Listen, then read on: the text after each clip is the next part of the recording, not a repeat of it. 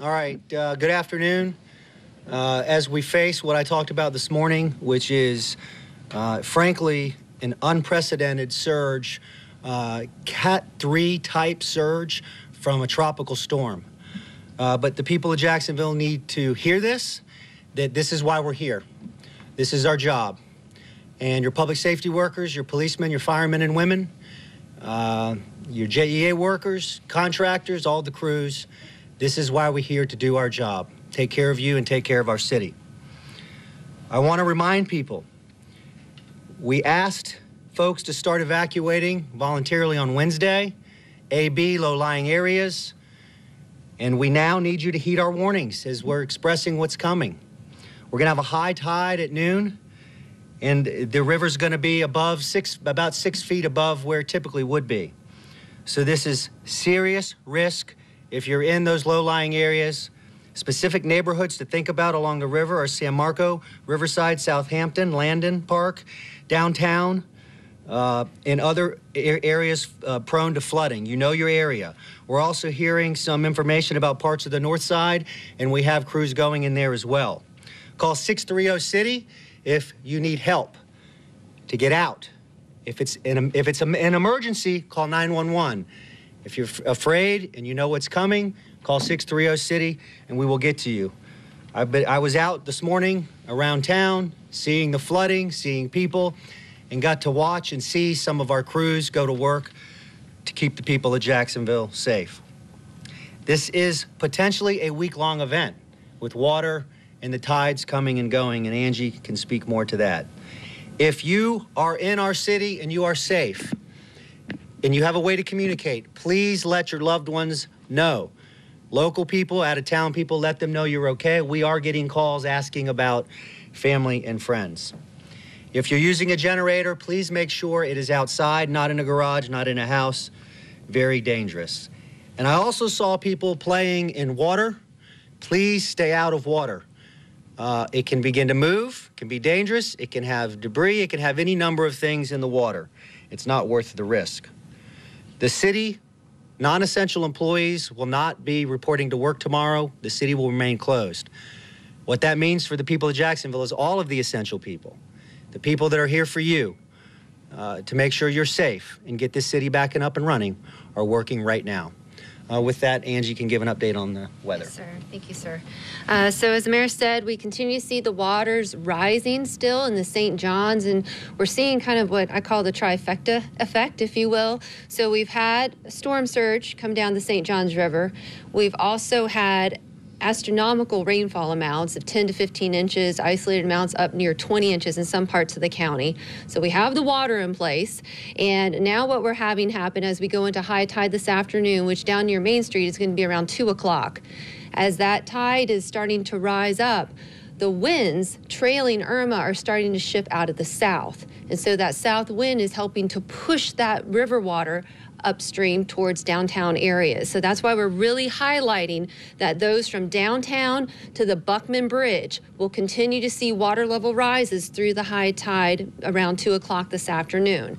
Once again, as the mayor said, there will be a gradual recession as we leave high tide, but this river flooding event will continue likely up to about a week. It won't reach the level that we're seeing today, but it will continue to be problematic for a week for those along the riverfront areas. And the mayor had mentioned the critical areas that normally flood, also those along the Ortega River. You are likely also seeing some significant flooding as well. So once again, inundation up to 6 feet along the immediate riverfront above normally dry ground. And then once you go away from the river to some of the streets there that kind of go along the river's edge there, possibly water level inundation of up to 4 feet. So again, this is a very serious situation. We do have what's called a flash flood emergency in effect for the areas that we've highlighted. So again, please heed the advice of the local emergency management officials for this event. Sheriff.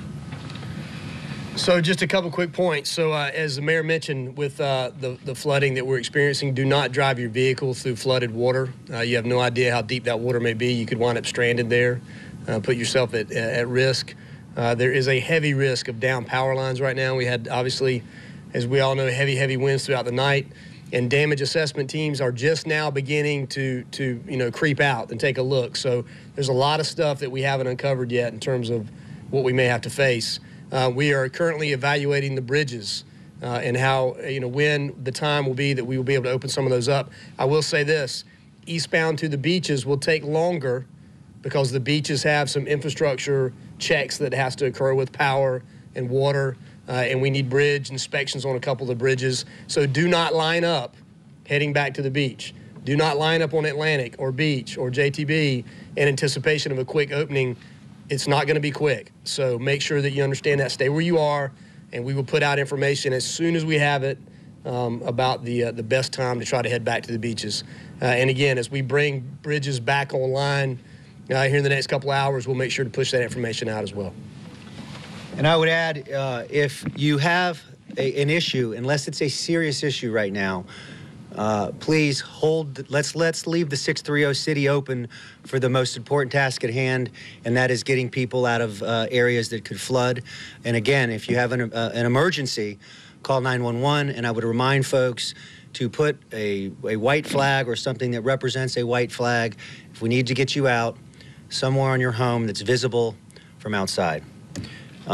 With that, we'll take questions. Mayor, how many fatalities in our area? Chief, we don't have any reported at this time. No reported at this time. And I would also want to let people know that this was a statewide event. Most of the state is without power right now. So we're going to all just have to come together as the men and women of JEA begin their work with the people that are going to be here to help us get this city back to where, back to normal.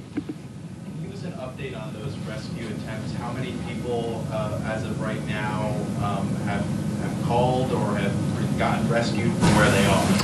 So we've had general calls. This is all kind of calls over 608 hours. 608 hours.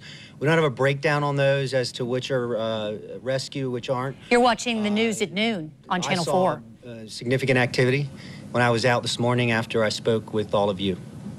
Are the shelters filling up? Sort of 2,000. 20%. 20%. We've got room. So you can, please, go to a shelter if you are in one of the areas that we described. All right. We will keep you posted and updated, and let's go take care of people.